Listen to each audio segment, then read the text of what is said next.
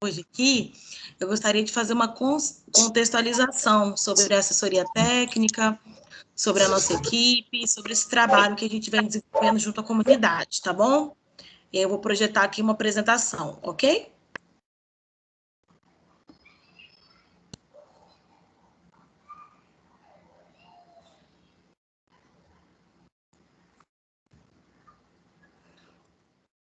Então, pessoal, boa noite a todos, novamente. Hoje eu venho falar em nome da Assessoria Técnica Independente Asperquid, Associação de Pescadores Extrativistas, no remanescente do Quilombo de Degredo, que foi homologada no dia 1º de maio do ano passado.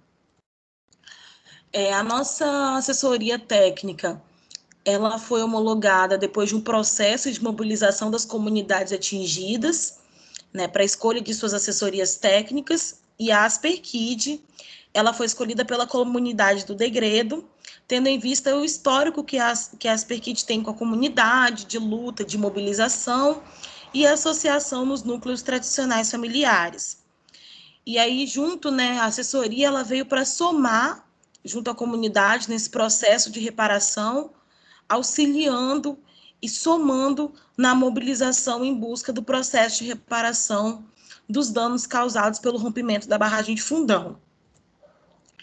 E nesse sentido, eu vou me apresentar, eu me chamo Dandara, eu sou bióloga, mestra em Ecologia de Ecossistemas pela Universidade de Vila Velha, e minha área de atuação é monitoramento de áreas impactadas e ecotoxicologia aquática, que é o estudo de como as substâncias tóxicas podem ser prejudiciais para organismos aquáticos.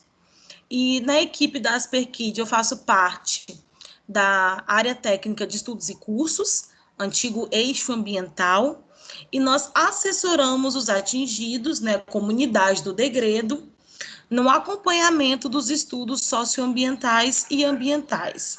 Né? Então, existe uma série de estudos que são realizados na comunidade, como os estudos da Rede Rio do Cimar, o programa quali-quantitativo, né, de monitoramento quali-quantitativo da água de sedimento, que é o PMQQS, e nós assessoramos a comunidade no acompanhamento desses estudos. E faz parte das nossas atribuições o acompanhamento do trabalho do Instituto Lactec, né, que eles vão explicar bem melhor do que eu, que são os experts do MPF, para a elaboração do diagnóstico socioambiental, para entender os danos, né, socioambientais causados nos territórios atingidos. Então, em novembro, nós formulamos uma cartilha explicando quem é o Instituto Lactec, por que fazer um diagnóstico socioambiental e a importância desse diagnóstico como uma ferramenta no processo de reparação, para as medidas, né, para os programas que são implementados nesse processo de reparação. E aí, para quem não conhece a comunidade de Degredo, eu vou apresentar um videozinho onde fala os impactos da chegada da lama, os impactos do rompimento da barragem de Fundão para essa comunidade quilombola. Então, esse vídeo ele é mais extenso, mas eu vou passar só 2 minutinhos e depois eu pauso e vou deixar o link disponível, tá? Só para vocês conhecerem um pouco mais da comunidade.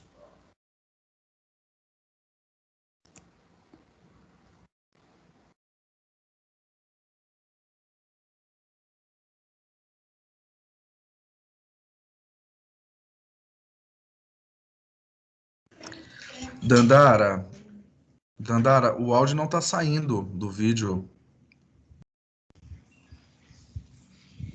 Eu também não escuto não, Landara. Dandara, Tudo bem, vou botar aqui o áudio, pessoal, desculpa.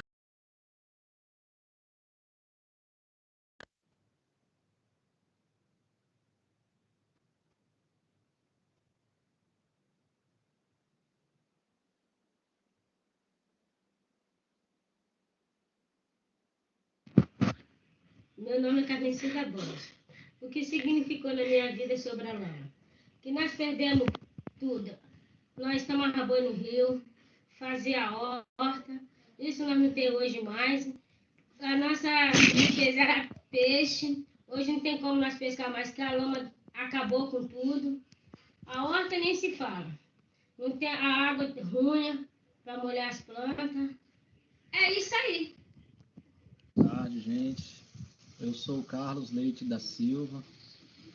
Venho dizer nessa tarde que o impacto da chegada da lama aqui no Degredo, para nós moradores aqui, foi muito grande o impacto, porque nós crescemos com hábitos de ir para a praia, se reunir, tomar banho de lagoa, poder pescar, pegar o peixe, fazer muqueca, né? Algumas vezes, quando pegar bastante, vender até para gerar alguma renda. Hoje não podemos fazer isso. Moramos às margens do rio Ipiranga aqui e não podemos nos banhar no rio, não podemos tomar banho nem pescar, né? O impacto é muito grande, que nos deixa impossibilitado de fazer as nossas atividades que fazia diariamente antes da chegada da lama. É isso que eu tenho para dizer. Uma boa tarde. Com o rompimento da barragem de Fundão lá em Mariana, em novembro de 2015, o nosso primeiro impacto que sofremos aqui na comunidade foi ver a grande mortandade de peixe e a mudança no bioma da água. Foi a certeza que a comunidade tinha que o rio estava morto naquele momento. E isso trouxe para os moradores da comunidade um grande impacto na questão da pesca também, né? Já que nós somos de comunidade remanescente de quilombo, tem toda a ancestralidade, que a questão da pesca ser tradicional, que é passada de pai para filho. A gente viu os nossos costumes ser perdidos, e isso gerou a gente, sim, uma grande tristeza. E viu-se a necessidade de que uma comunidade que já era unida se unir mais ainda para ir em busca dos seus direitos, mediante a algumas pessoas falam desastre, mas eu costumo falar que isso foi um crime inafiançável. Então a comunidade se juntou para a criação de uma comissão que pudesse ir atrás dos nossos direitos. Mas nós acreditamos que esse crime que aconteceu até hoje gera muita tristeza dentro da comunidade.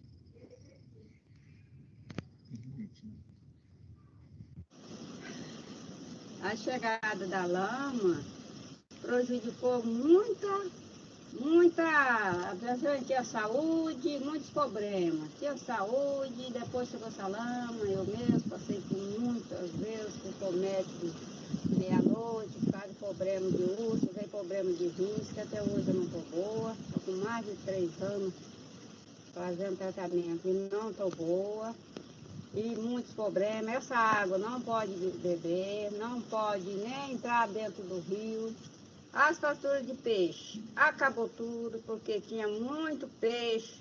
A gente vivia, pescava, comia, vendia, fazia dinheiro, pegava muito peixe, tanto na água do mar como na água doce, do rio Ipiranga.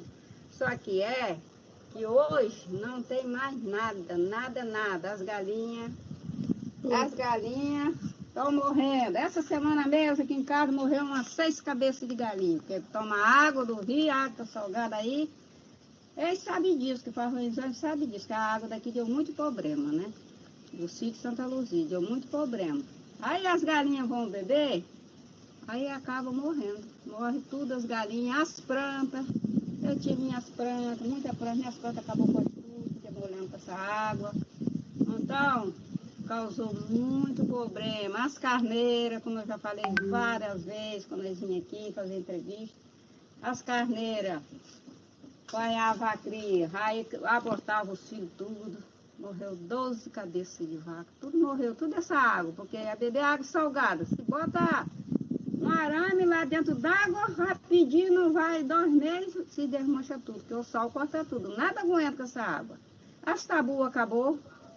Minha mandioca, acabou tudo, minha roça do brejo, banana, tinha mais de 50 pés de banana, batata, aipim, amendoim, milho, feijão, cana, cebola, tudo isso foi acabado depois dessa água. As gaviolas estão aí para quem quiser vir. Tudo doente, e agora não tem tudo doente. E uma adoençada danada nas plantas, que compra remédio, bate remédio, é mesmo que nada. Porque depois tudo disso, depois que veio essa tragédia de lá que veio. E antes disso não tinha nada disso. A gente tomava banho no rio, bebia água do rio, lavava roupa na água do rio. Não tinha nada disso, criei 6 filhos, graças a Deus, nasci, criei aqui, casei aqui. Os filhos estão aí, mas só problema depois dessa água que veio.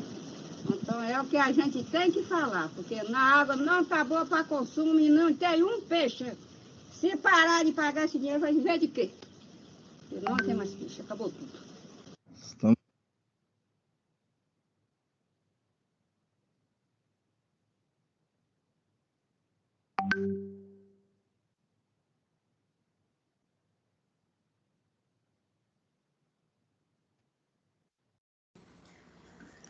Então, pessoal, eu trouxe um vídeo que foi produzido pela equipe de mobilização junto com a área ambiental, da assessoria técnica, bem caseiro, mas é para que quem não conhece ainda a comunidade do Degredo, conheça um pouco da comunidade, como eu disse, o remanescente quilombola, e como o rompimento da barragem de Fundão afetou a tradicionalidade, a cultura, o meio ambiente e a saúde dessas pessoas. A partir de agora, eu deixo por conta do Leonardo. Já quero agradecer de novo pela disponibilidade, agradeço ao Instituto Lactec e a todos que estão prestigiando aqui hoje o nosso trabalho. Sejam todos muito bem-vindos e boa live. Muito, né? Obrigado. Na verdade, não tem que agradecer, não. Eu acho que o principal resultado do nosso trabalho é chegar na ponta, né? Tem que chegar no território. Não adianta nada a gente trabalhar aí com bastante dedicação e isso não chegar para quem de fato está vivendo essa tragédia aí, né, que vem sofrendo ao longo desses 5 anos. E vocês têm que ter acesso a essa informação, a esse conhecimento, então não precisa agradecer, é uma obrigação nossa, né, e do Ministério Público de que isso chegue para vocês. Estou vendo aqui que tem alguns colegas do Fundo Brasil, né, então a gente trabalha em conjunto com outros experts, né, eu vou falar um pouquinho disso. Então, agradeço a participação de todos, temos aí praticamente 45 pessoas, para mim, aparecendo aqui. Eu preparei uma apresentação, né, ela é um pouquinho, não é tão extensa assim, não vou tentar não me estender muito, não falar tanto, para a gente, de repente, poder deixar um tempinho para conversar e algumas respostas, algumas perguntas de vocês, tá? Deixa eu ver se eu consigo aqui, se vai ficar visível para vocês. Acho que está ok, né? Tá aparecendo, Leonardo. Maravilha. Então, assim, né, a gente não teve muito tempo, né, para combinar, para conversar muito sobre a organização, porque estamos aí atolados de reuniões e trabalho, mas, enfim, se chegar um tempo limite, Dandara, você me avisa, mas aqui não são tantos slides assim, tá? Então, gente, o Lactec ficou responsável, né, após a contratação escolha do Ministério Público, na verdade, o Lactec ficou responsável pela elaboração do diagnóstico socioambiental dos danos decorrentes do rompimento da barragem do Fundão, tá? Aqui é um pouquinho do nosso escopo geral. Se você estiver falando algo que todos já sabem, eu peço desculpas, né? Porque eu não sei exatamente se todos têm esse envolvimento, mas eu sei que, de fato, a comunidade de vocês é uma comunidade muito engajada e eu conheço algumas pessoas, inclusive, seja da reunião do CIF, algumas câmaras técnicas que eu já encontrei algumas pessoas de vocês, então eu sei que é uma comunidade bem engajada e que talvez eu fale algumas coisas que vocês já sabem. Mas, de toda forma, é para tentar deixar todo mundo ciente do que o Lactec vem fazendo, tá? Então, o Lactec foi escolhido para a execução desse diagnóstico dos danos socioambientais e começamos a trabalhar em 2017. Então, o nosso trabalho se estende desde lá de Mariana, desde da Samarco, até aí o mar onde vocês estão, próximos aí. Toda a Foz e alguns estudos que se estenderam pelo mar. Junto com o LACTEC, nós temos mais 3 instituições que trabalham com o Ministério Público. Uma é a FGV, que é responsável pelo diagnóstico socioeconômico, a Humble, que é responsável pelo monitoramento dos programas de reparação, né, que hoje são executados pela Fundação Renova, e o Fundo Brasil Direitos Humanos, que faz a comunicação junto com os territórios, né? Até tem algumas pessoas aí participando também. Então, são essas 4 instituições. O trabalho do LACTEC, ele foi embasado nessas 4 caixinhas. Então, aqui são 4 etapas, digamos assim. Uma era a descrição da situação pré-desastre. Tá? A segunda era uma identificação dos danos pós-desastre, porque a gente teria que comparar a situação pré e pós para ver exatamente o que o desastre acarretou no ambiente, né, os danos causados e o que isso impactou no ambiente como um todo, né, na flora, né, na vegetação, nos animais e assim por diante. A partir desse diagnóstico, a gente passou. Essa foi uma situação pós-desastre, antes da gente começar a trabalhar em campo, efetivamente, que demorou um pouquinho, questões burocráticas de licença e tudo mais. E depois desse diagnóstico pós-desastre, passamos então a fazer as medidas em campo, né, as mensurações desses danos, né, em campo, nos territórios, na água, no solo, para ver exatamente o resultado, né, o impacto do desastre sobre esses ambientes. E a quarta etapa é a valoração desses danos. Valoração é assim, quanto em valor mesmo, em dinheiro, quanto que isso representa financeiramente, né? Quanto o desastre representou financeiramente para as empresas e que elas deveriam, né, devem, né, ser responsabilizadas por esse montante. Tá? Um dos princípios que norteiam, né, que direcionam todos os trabalhos do LACTEC e das demais instituições aqui, eu falo pela Humble, FGV e o Fundo Brasil, é a independência. Nós trabalhamos para o Ministério Público Federal, mas o nosso trabalho é totalmente independente. A gente não faz o trabalho para atender algum interesse do Ministério Público ou muito menos de alguma empresa. A gente está fazendo um trabalho totalmente independente.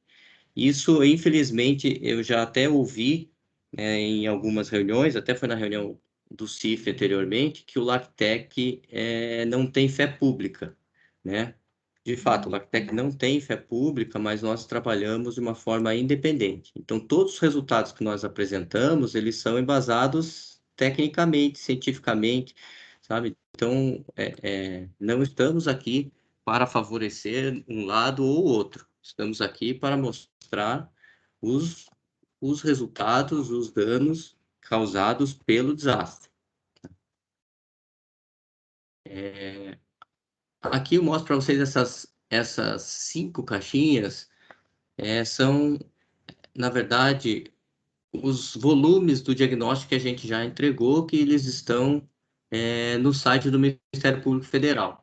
Né, a forma que a gente distribuiu e organizou esses relatórios. São relatórios muito extensos, são diversas áreas, né? Então, eles assim, muito volume de material, assim, várias páginas, e a gente teve que distribuir eles em volumes, tá? Então, nós temos 5 volumes.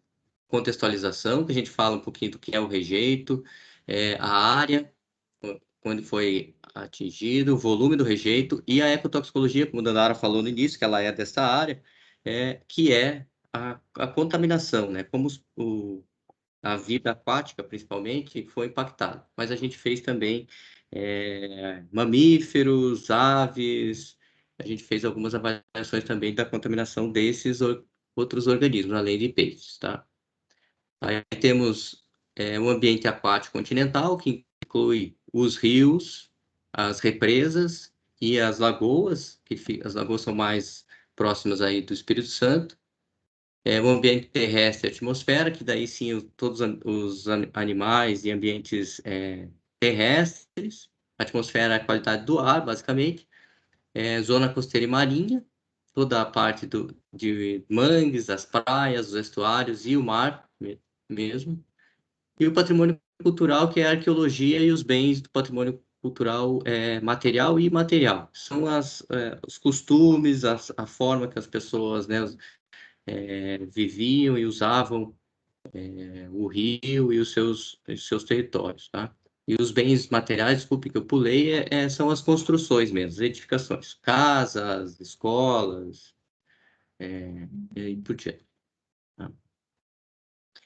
A extensão do desastre é o maior desastre da mineração do mundo, né? Então é uma extensão imensa. A gente está falando aí de 2 estados afetados, né? Foram 44 milhões de metros cúbicos de rejeito que saíram lá da barragem de Fundão. São mais de 40 municípios atingidos. Aqui a gente colocou mais de 40 porque tem municípios que não foram atingidos diretamente pela lama, mas que tiveram alguns danos econômicos, outros danos sociais. Então, tem uma divergência do número de municípios atingidos, né, uma discussão que ainda se mantém, algumas deliberações do CIF que ainda não foram cumpridas, que é ampliação desta área, então a gente colocou aqui como sendo mais de 40, para não deixar um número fixo, porque ainda tem essa discussão.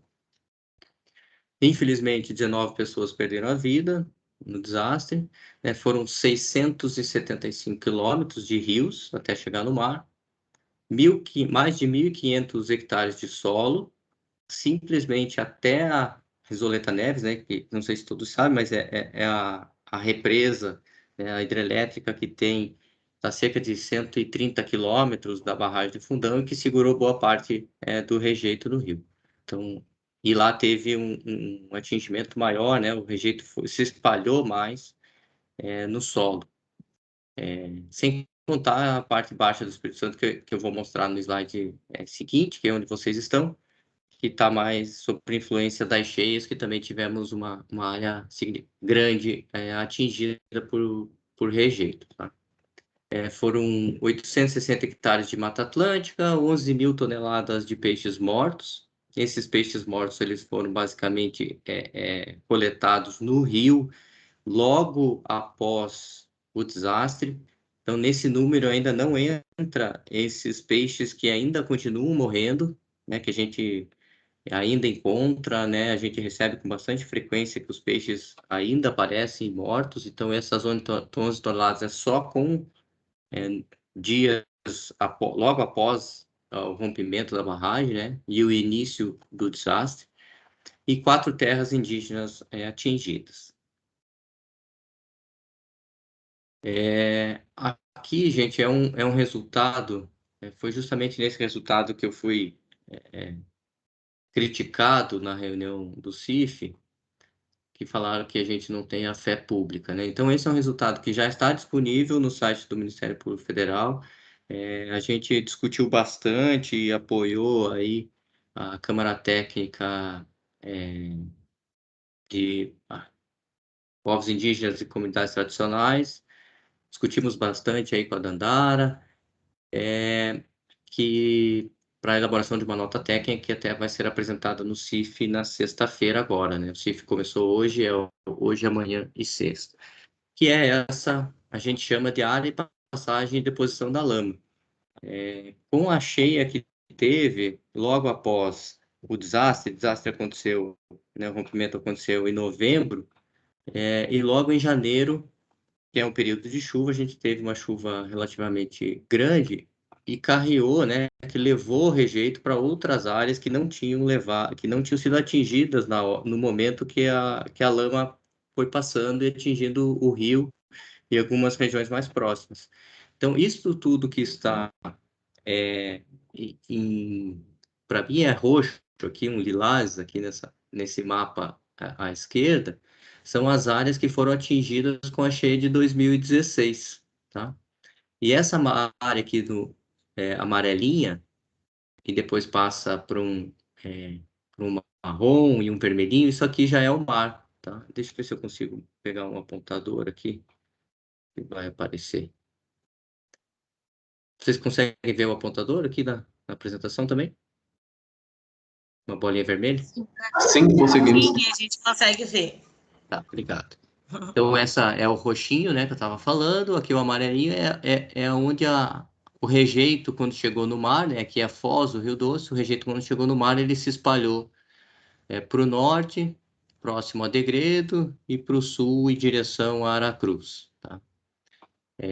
E aqui, do lado direito, é um zoom, né, uma imagem mais aproximada do território de Degredo. Então, essa faixa que está em amarelo é o território de Degredo, aproximado, tá? E esse mais marronzinho é onde nós constatamos que chegou rejeito em 2016, tá? Nós temos um resultado ainda que estamos trabalhando nele, que é em relação à cheia de 2020, que foi, acho que foi março, se não me engano, né? Março, abril, acho que de fevereiro a meados de março de 2020, que tivemos uma cheia que foi maior que essa ainda. Então, a gente está trabalhando nesse resultado para fazer esse mapinha também da cheia de 2020, tá? Ainda estamos fazendo esses levantamentos. Então, esse é o resultado que comprova que as áreas próximas ao Degredo, elas receberam, sim, rejeito. Como o nosso resultado é muito extenso, como eu falei para vocês, são várias páginas, e páginas de uma linguagem extremamente técnica, e alguns pontos de difícil compreensão, nós fizemos alguns folders, que também estão disponíveis lá no site do Ministério Público. Depois, aqui está o endereço, mas depois eu passo para vocês com mais calma, e acho que a Dandara também tem. Mas, enfim, nós fizemos, então, esses 9 folders que explicam, que resumem esses resultados que nós obtivemos no resultado, no diagnóstico como um todo, tá?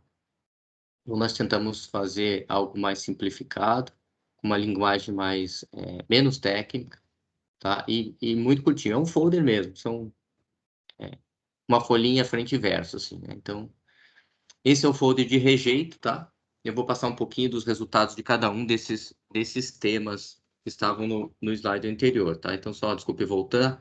Então, é rejeito, solos, flora, a fauna, rios, o mar, pescados, peixes e o patrimônio, tá? Então, são esses 9 folders que a gente elaborou que estão lá disponíveis. Como não podia ser diferente, como tudo, né, os danos foram causados pelo rejeito, a gente inicia, então, a discussão pelo rejeito, né? O rejeito é um material resultante, é o resíduo, né, resultante do processo de mineração. Tá? Então, os rejeitos da Samarco, eles são os rejeitos do beneficiamento do ferro, né, lá em Germano, no complexo de Germano, né, que era armazenado na barragem de Germano, que ainda está lá, e na barragem do Fundão. Então, como eu falei anteriormente, são 44 milhões, né? Foram 44 milhões de metros cúbicos. Isso é difícil a gente mensurar, né? A gente não tem noção da quantidade que é isso, mas dá para a gente saber que é bastante, né? 44 milhões de metros cúbicos. Então, a gente faz um desenho aqui, ó. Então, isso significa, né? Esses 44 milhões de metros cúbicos, ele dá o mesmo volume, né? Muito aproximado. Ele é 5 estádios, né, do Mineirão, 5 estádios e meio, tá, de rejeito foram jogados, né, despejados no rio num único momento. Na verdade, foram 2, né? Teve um segundo deslizamento maior que foram alguns dias após o rompimento. Mas, de toda maneira, são 5 mineirões, estádios do Mineirão, de uma vez só, despejados no rio. Ou 3,7, né, quase 4 vezes o Morro do Convento da Penha, tá? Então, para quem, não sei se todo mundo conhece o Mineirão, mas para vocês aí, eu acho que o Convento da Penha, não sei se todos, mas é mais fácil de conhecer do que o Mineirão, né? Que está mais próximo, né? Então, é um volume imenso de material que foi despejado. Então, nós fizemos diversas análises desse material, né? Do material que ficou lá em Fundão, do material que ficou na margem do rio, do material que estava lá em Germano ainda, né? Fizemos várias amostras, né? Fizemos pelo menos 74 amostras desse material para ver a composição do rejeito, né? Para saber o que a gente tinha que analisar no rio, na água, nos peixes, no solo. Então, a gente partiu do rejeito. Então, a gente tem vários elementos químicos, né?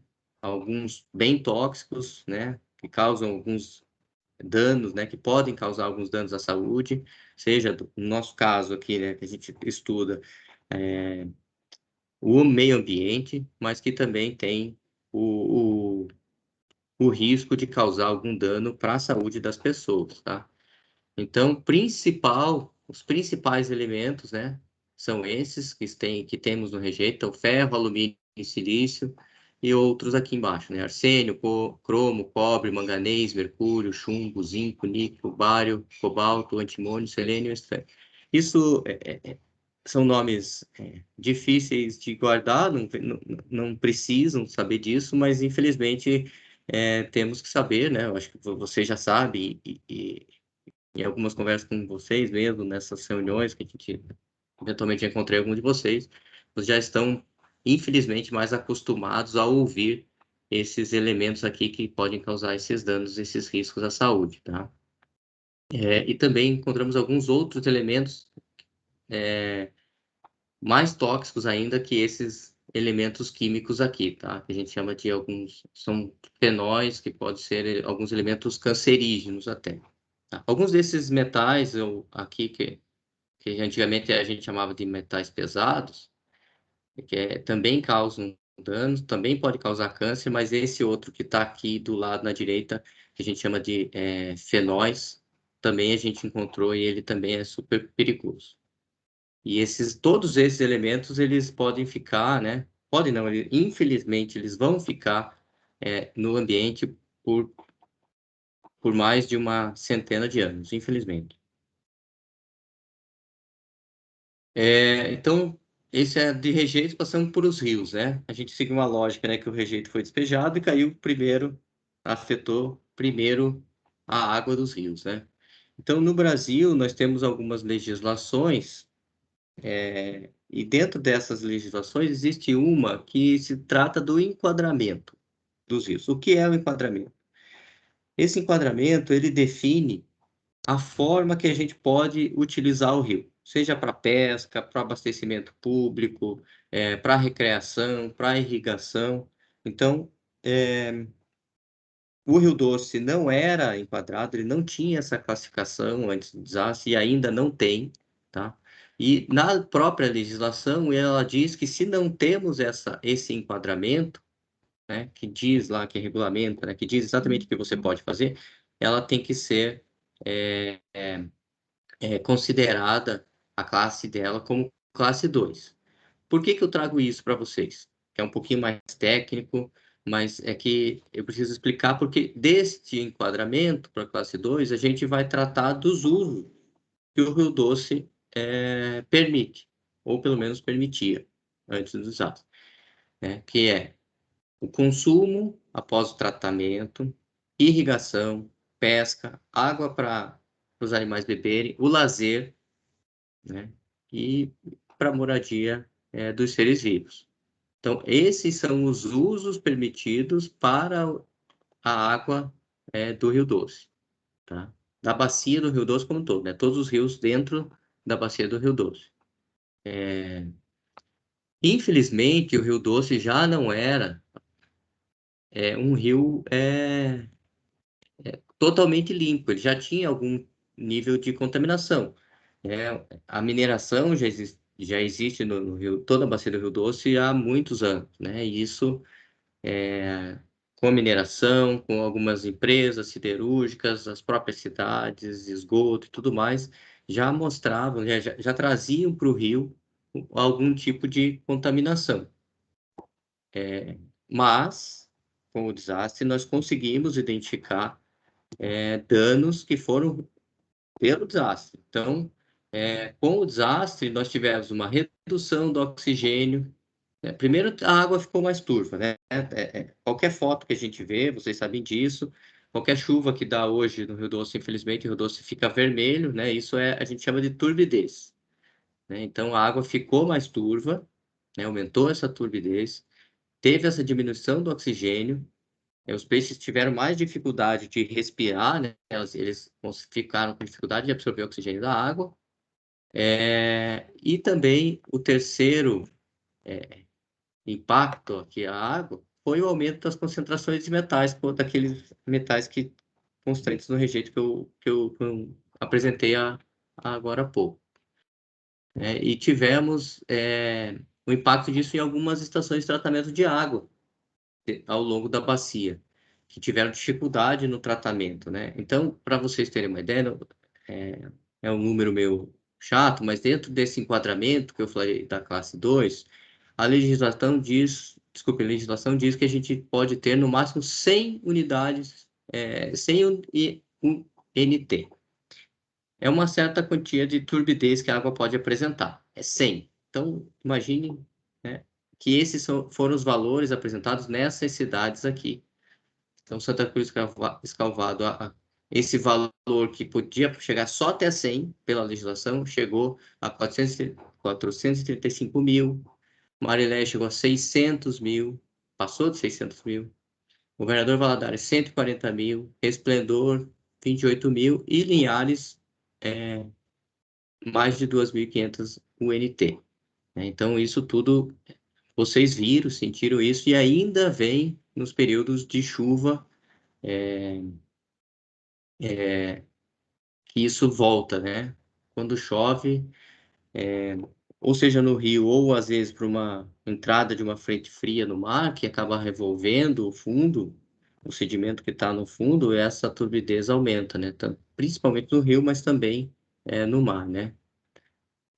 A gente já consegue identificar alguma melhoria nos rios, né?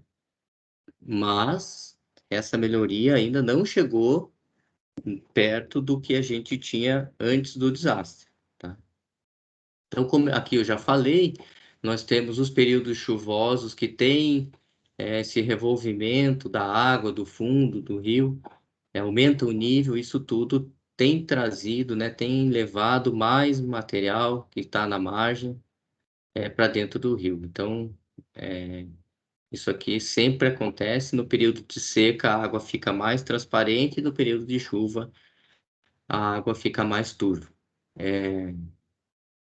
Já a concentração de oxigênio, como teve a redução no início, a gente não encontra mais, ela já está muito próxima do que era antes, ela já voltou, né? Então, o problema ainda maior é a turbidez e a concentração de metais, principalmente no período de chuva, tá?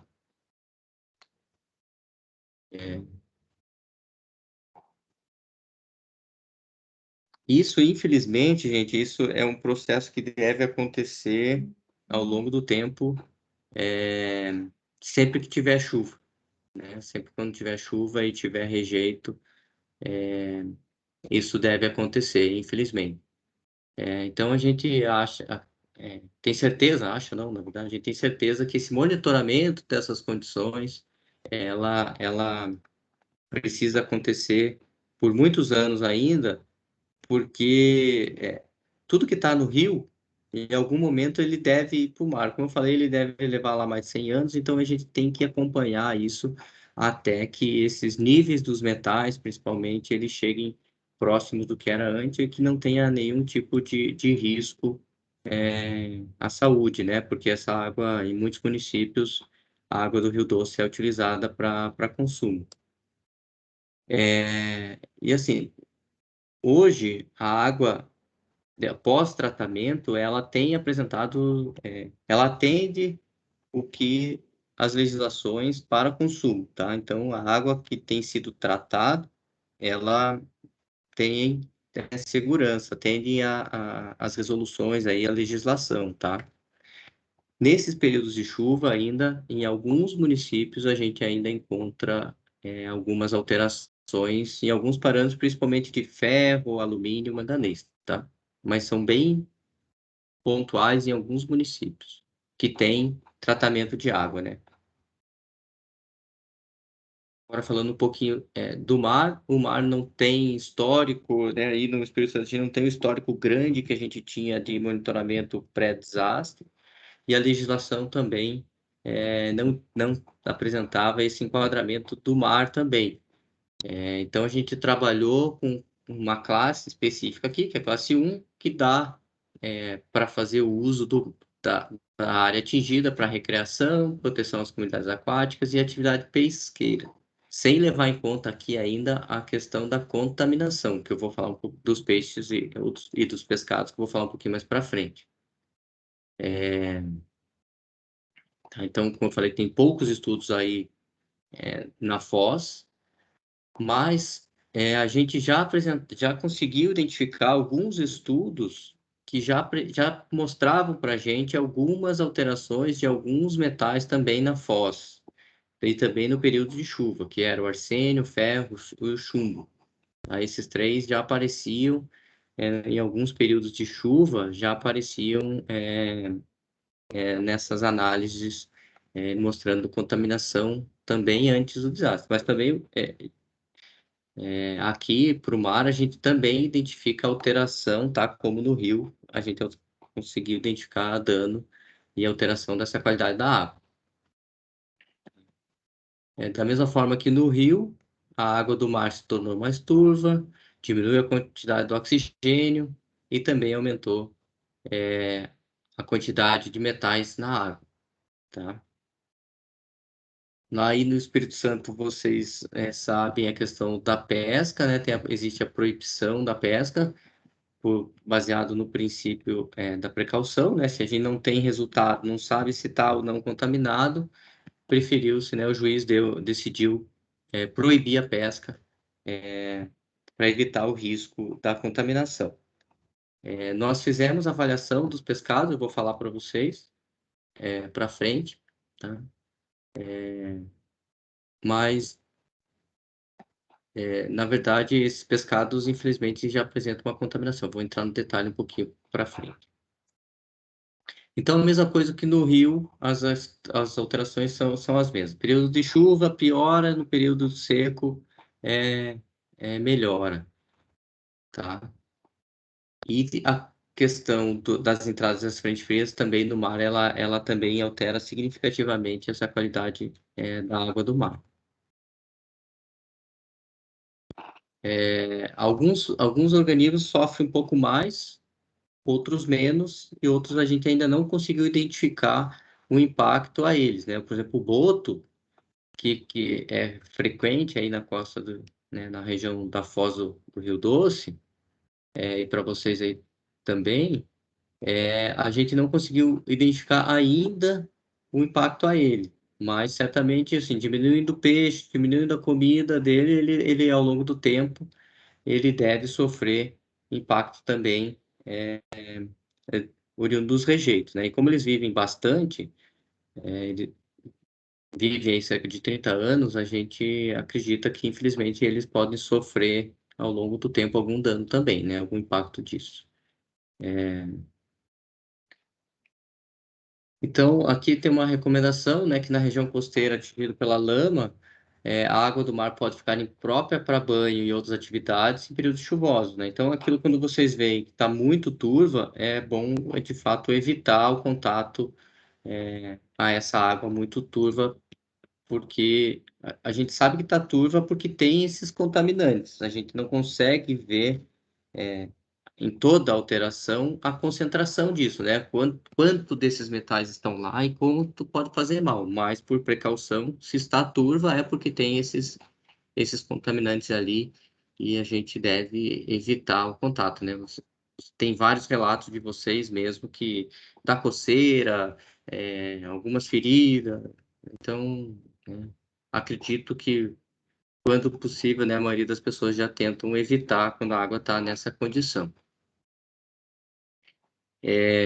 Aqui, então, vou falar um pouquinho dos pescados para vocês.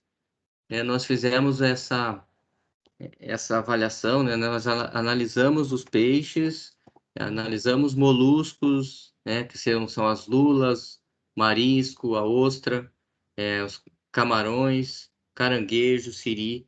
Nós fizemos essa avaliação nessa área de proibição da pesca, né? Vocês sabem bem, ela vai lá de Aracruz até o norte de Degredo, né? E a gente avaliou em toda essa região esses organismos, né? A lula, mexilhão, ostra, camarão, caranguejo, siri e peixes também, tá? Além de toda essa avaliação em todo o Rio Doce.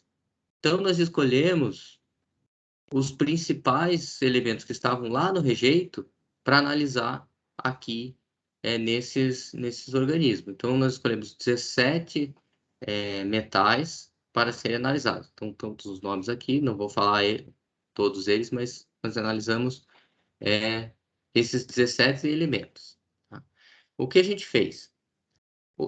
A gente comparou uma região que foi contaminada, que é o preto, na verdade, que foi contaminada, onde a lama passou, uma região que não foi atingida por rejeito.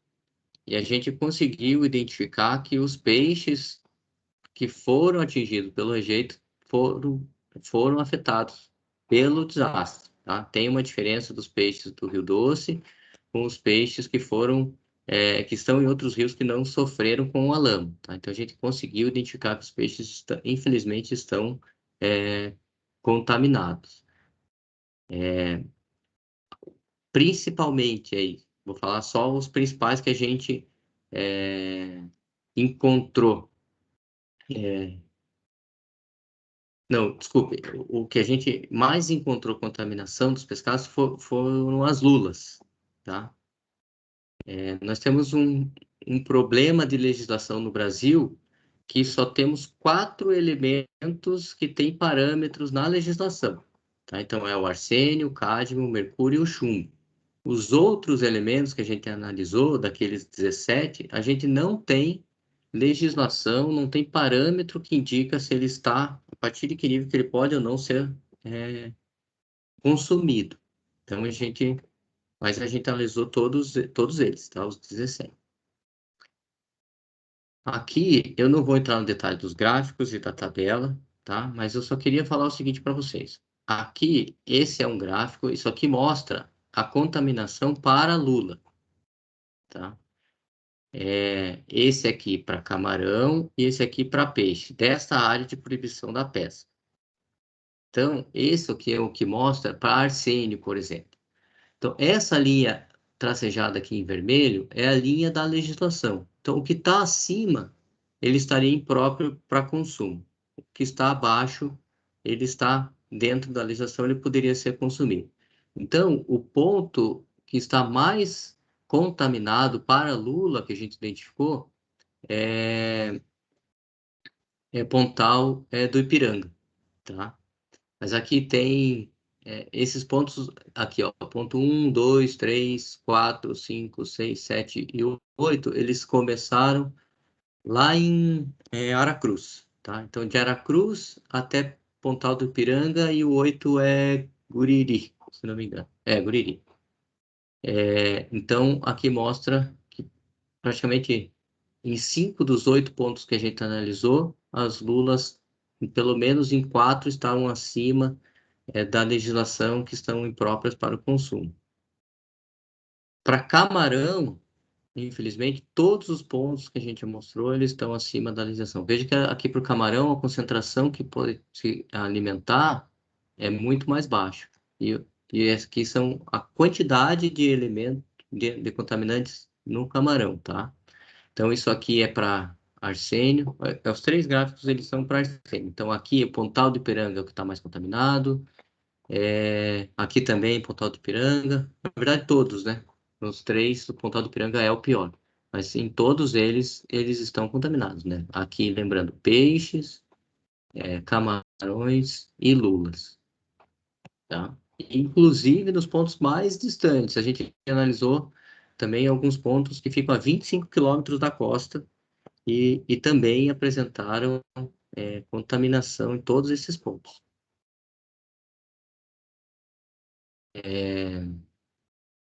Então, a contaminação para as pessoas, ela se dá a longo prazo, né? Então, você comendo esses alimentos contaminados ao longo do tempo, você aumenta muito mais o risco de se contaminar e ter algum problema de saúde em função disso.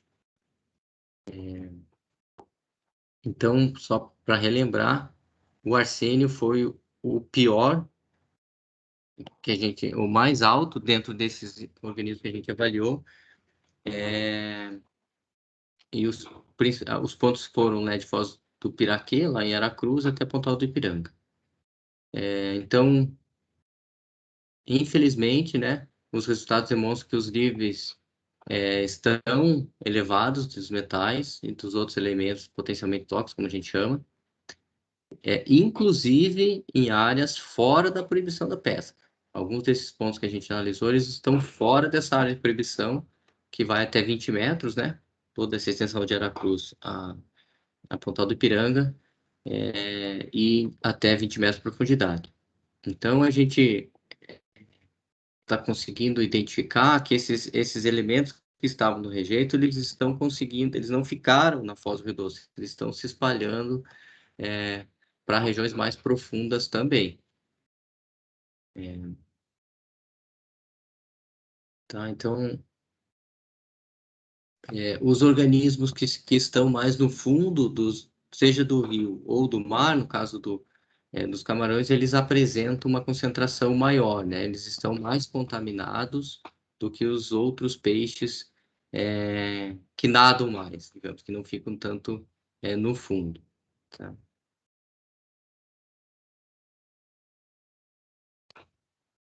Então, eu vou falar algumas conclusões, tá? E depois abro para a gente poder conversar um pouquinho.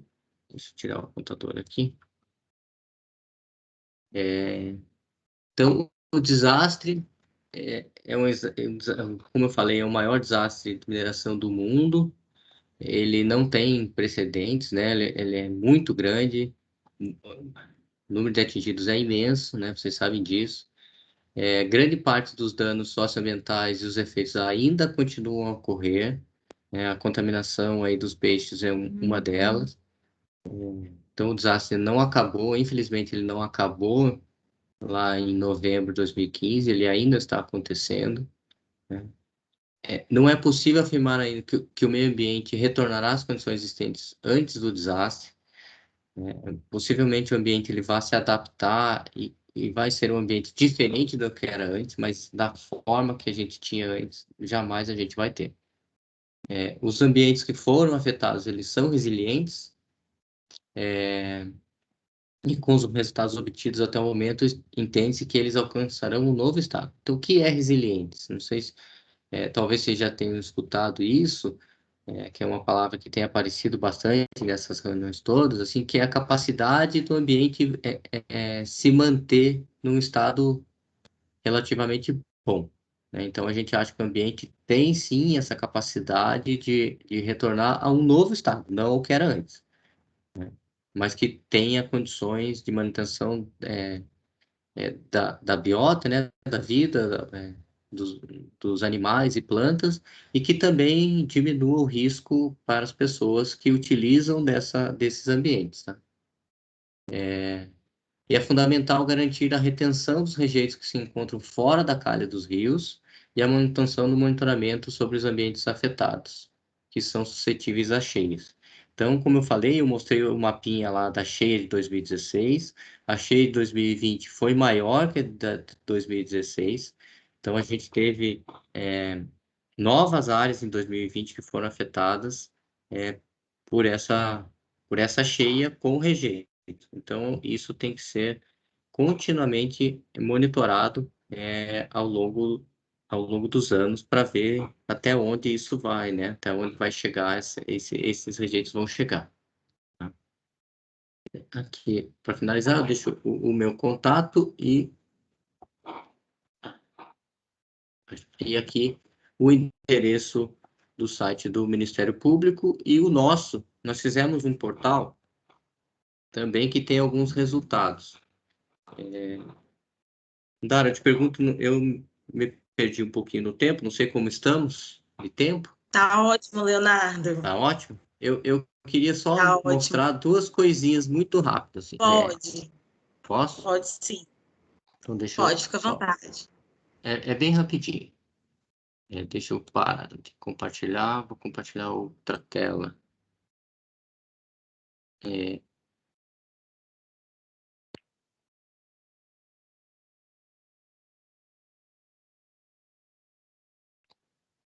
Tá, primeiro eu vou mostrar o site do Ministério Público. A Dandara com certeza conhece, talvez algumas pessoas aí também. Então, esse é o site do Ministério Público. Ele é meio chatinho de achar as coisas aqui, infelizmente, mas a gente não tem como divulgar de outra forma. Então, quando nos pedem para a gente os nossos trabalhos, a gente passa o link daqui, né? Para a Dandara foi assim, para ela ter acesso, e a gente sempre passa o site do Ministério Público, posso explicar certinho onde está. Mas aqui na página vocês encontram os relatórios da FGV, tem todos os relatórios da Rumble, tá? E também Eu tem... coloquei no chat aqui, Leonardo, que ótimo. o link também. Ótimo. E aqui tem também os nossos relatórios que já estão disponíveis. E também tem o link desse portal que eu quero mostrar para vocês, que nós fizemos, também que ele tem alguns resultados, né? Desses folders que eu falei para vocês. Então, a gente tem alguns resultados aqui de água, peixes, de rejeitos, da fauna, da flora, solos e do patrimônio. Então, tem algumas informações, os folders estão aqui também, e tem um vídeo que eu gostaria de passar para vocês, não sei se todos já viram, Dandara acho que já até viu, é um vídeo de 6 minutos, deixa eu só um pouquinho, que eu acho que eu não incluí o áudio aqui. Ele é 6 minutos, tá? É rapidinho. Deixa eu compartilhar de volta com o áudio agora, para ver.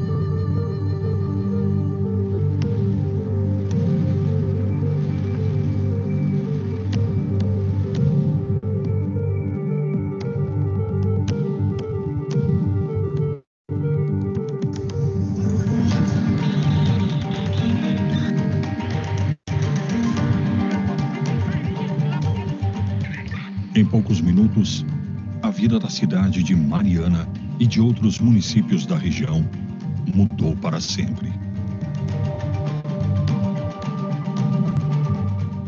O rompimento da barragem de Fundão provocou uma enxurrada de lama. Um desastre com efeitos na vida das pessoas e no meio ambiente. A simulação do rompimento e área de passagem da lama mostra que os rejeitos da mineradora se estenderam por mais de 650 quilômetros ao longo dos rios Gualacho do Norte, Carmo e do Rio Doce até sua foz.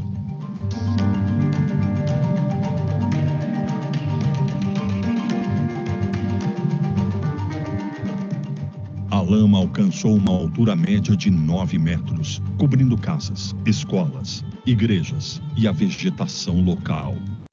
Em alguns pontos, a onda chegou a 20 metros. Desde 2017, os danos provocados pelo rompimento da barragem ao meio ambiente e ao patrimônio cultural são analisados pelo LAGTEC. A empresa foi nomeada pelo Ministério Público Federal para fazer o diagnóstico dos danos socioambientais do desastre por meio de coletas, pesquisas e análise de dados. O diagnóstico aponta que a enxurrada de lama trouxe com ela vários tipos de metais e outros elementos potencialmente tóxicos que podem permanecer por centenas de anos no ambiente. O excesso desses metais e outros elementos alterou as características naturais do solo da região e mudou a forma de manejo. A lama afetou os ambientes terrestres, aquático continental e a zona costeira, bem como o ambiente marinho, provocando danos severos à flora e fauna. A vegetação, e até mesmo rochas foram destruídos. Os rejeitos cobrem uma área de aproximadamente 28 mil hectares, o equivalente a mais de 26 mil campos de futebol. Deste total, 860 hectares são de vegetação nativa. Uma série de espécies ameaçadas de extinção e endêmicas, que são exclusivas da Mata Atlântica, foram afetadas. A destruição da cobertura vegetal também afetou gravemente a fauna. Muitos animais que não conseguiram fugir da onda de lama foram soterrados. Os ambientes florestais foram substituídos por áreas de rejeitos da mineradora. A perda de qualidade ambiental impede que as espécies que conseguiram fugir retornem.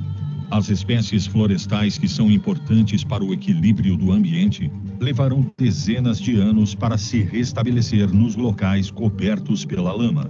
Apenas uma pequena parcela, justamente as mais tolerantes, pouco sensíveis e típicas de ambientes perturbados, passaram a colonizar e serem observadas na região. Nos rios da região, a água ficou turva, com menos oxigênio e com maior concentração de metais. Cerca de 11 toneladas de peixes morreram e as análises comprovam que os pescados que resistiram ao desastre apresentam ainda hoje alta concentração de elementos potencialmente tóxicos. A lama chegou até a foz do Rio Doce, provocando danos também à vida marinha e inviabilizando a atividade pesqueira, uma das principais fontes econômicas das famílias locais. Os efeitos do rompimento da barragem ultrapassam os aspectos ambientais e econômicos. As famílias passaram a conviver com o risco de contaminação e viram parte da história do lugar onde viviam ser encoberta pelos rejeitos da mineradora. O levantamento dos especialistas constatou danos significativos aos bens culturais e arqueológicos da região. Metade dos danos identificados no patrimônio cultural são irreversíveis. No caso da arqueologia, 100% tiveram danos irreversíveis. O trabalho do LAGTEC demonstra que o desastre causado pelo rompimento da barragem de Fundão mudou a paisagem, o jeito de viver dos animais e das pessoas. Deixou marcas profundas no meio ambiente, na história e na cultura da região. Danos que vão prevalecer nas futuras gerações.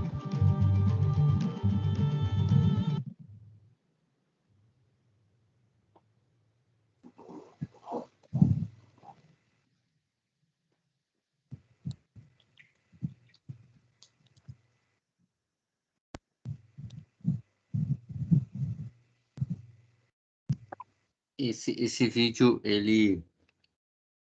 Infelizmente, ele é pesado, né? É um resultado que ninguém gostaria de ver, mas ele é o resultado que nós temos para a bacia do Rio Doce como um todo e a região aí do Espírito Santo. Então, ele é o resultado de um trabalho de uma equipe imensa aqui do LAGTEC. A gente tem cerca de 400 pessoas que já se envolveram nesse trabalho como um todo, com bastante dedicação, bastante compromisso na independência, como eu falei, e que a gente tenta trazer para vocês os resultados da melhor forma possível e da forma como ela está acontecendo, né? De forma totalmente independente. Eu mesmo, quando já assisti esse vídeo inúmeras vezes, eu mesmo me emociono de ver, porque realmente não é uma coisa agradável de se ver, mas infelizmente é o que temos. Então, agradeço aí a participação de todos, espero ter feito ser compreendido, espero que tenha entendido o que eu quis passar, tá? A gente segue à disposição de vocês, do que a gente puder ajudar, sempre estaremos por aqui. E a Dandara, para vocês, alguma Leonardo, contribuição, perguntas, fiquem à vontade. tem algumas perguntas que a gente recebeu. Quero agradecer novamente a disponibilidade do Lactec, sempre pronto a nos atender, com muita celeridade, muita proatividade. E para comunidades quilombolas, né, como a de Degredo, comunidades tradicionais, tudo isso é muito triste, né, porque as comunidades tradicionais, elas são uma forma de espécie-chave dentro dos ecossistemas. Elas são responsáveis pela manutenção da biodiversidade, a manutenção do meio ambiente, da sustentabilidade, né? E a comunidade quilombola entende muito bem disso, né? Como a cultura, como a ancestralidade, como a relação com o meio ambiente, né? A comunidade tem benzedeiras que depois do rompimento não benzem mais. A comunidade tem diversos ecossistemas, né? Tem o Ipiranga, tem o mar, tem 7 lagoas. Então, é uma comunidade muito rica, é um fragmento de Mata Atlântica muito rico e que foi drasticamente alterado, não só em seu meio ambiente, mas também em toda a sua forma de vida, nos encontros, no que é pescar para a comunidade, né? Que é muito mais do que uma atividade extrativista, mas é uma atividade de vida, uma atividade que é passada de pai para filho, é uma atividade ancestral. As casas de farinha, que já não funcionam mais como antes, e diversas outras atividades, né?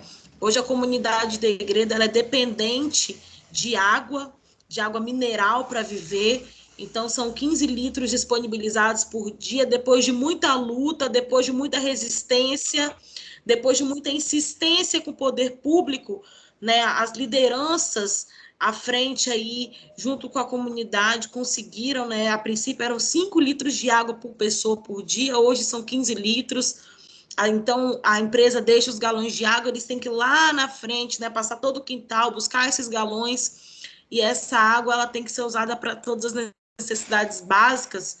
Então, eu me emociono também ao falar disso, e é muito forte quando a comunidade diz, nós somos chamados de atingidos, mas não escolhemos ser atingidos, não queríamos ter sido atingidos, né? E tiveram aí a piora da qualidade da água subterrânea, não podem mais usar o rio, não podem mais usar as lagoas, não podem mais usar o mar, o que gerou uma ociosidade na comunidade, uma tristeza muito grande, e que apesar de ter sido contratada nesse momento pandêmico, eu conversando com os membros da Comissão Quilombola e outros comunitários, eu percebo essa tristeza, né? A gente tem lá na comunidade, né? A gente andou passando por lá durante esse período de trabalho, tantos botes que estão abandonados, tantos abrigos para os barcos, né? Eu vi na praia uma cena muito triste, um abrigo que era do Marcos, que é membro da Comissão Quilombola e pescador, desde que se entende por gente, que hoje está abandonado. Isso é motivo de muita tristeza, né? Muito angustiante saber entender como o impacto da lama impactou a vida dessas pessoas negativamente, né? E a gente tem algumas perguntas aqui que foram enviadas por membros da comunidade, algumas até que foram respondidas, mas eu vou fazer as perguntas, né, em respeito às pessoas que fizeram, né, essas perguntas, e até porque a internet em Degredo, ela oscila muito, então talvez quem fez a pergunta teve que sair, entrar e não acompanhou a parte que foi respondida. Então, a primeira pergunta é, a região do Mar de Degredo é muito dinâmica, e o mar está sempre remexendo o sedimento de fundo. O que acontece quando esse mar fica remexido em relação à disponibilidade de contaminantes? Bom, essa foi uma, né, que eu já abordei um pouquinho, né, durante a apresentação. Então, esse quando fica remexido, seja, né, uma frente fria, aí para vocês é mais frente fria, né? Esse revolvimento do mar é mais nas frentes frias. De fato, esses rejeitos eles ficam na água de novo, né? Eles estão lá no sedimento, assim, quietinhos, digamos, e se mexer, eles voltam para a água e aumenta o risco de contaminação. Eles ficam mais disponíveis, né? Seja para os peixes, para quem tem contato direto com a água, né? Também fica mais exposto a esse risco de contaminação. Então, quando a água está mais turva, o risco aumenta. Então, como eu coloquei ali, como cuidado, seria bom evitar, quanto mais turva, é bom evitar esse contato com a água. Esse revolvimento também se dá não só pelas frentes frias, da própria pesca, né? A pesca tem a proibição nessa área, mas em alguns trechos a pesca, além dos 20 metros ou mais ao norte, ela não está proibida. E ainda tem rejeito. Então, vocês talvez saibam mais do que eu, Marcos aí com certeza, né, que é pescador, o fato de arrastar, né, a pesca do camarão, que é uma das principais atividades aí da região, a pesca do camarão de arrasto, ela revolve o rejeito que está ali, né, e fica mais disponível. Então, isso, infelizmente, essas atividades aumentam o risco da disponibilização desses rejeitos, seja chuva ou essas atividades de pesca.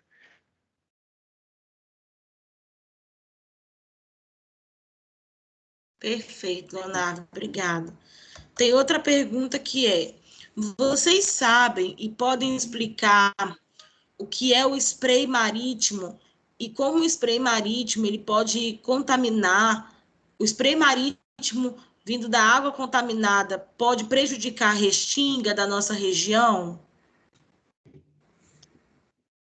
Essa é uma pergunta bem específica, eu vou tentar responder, eu não tenho, assim, talvez alguém pudesse até me ajudar, o pessoal da Rede Rio Docemar avaliou, a gente viu isso, a gente fez a avaliação de restinga, e assim, esse spray marítimo é aquela...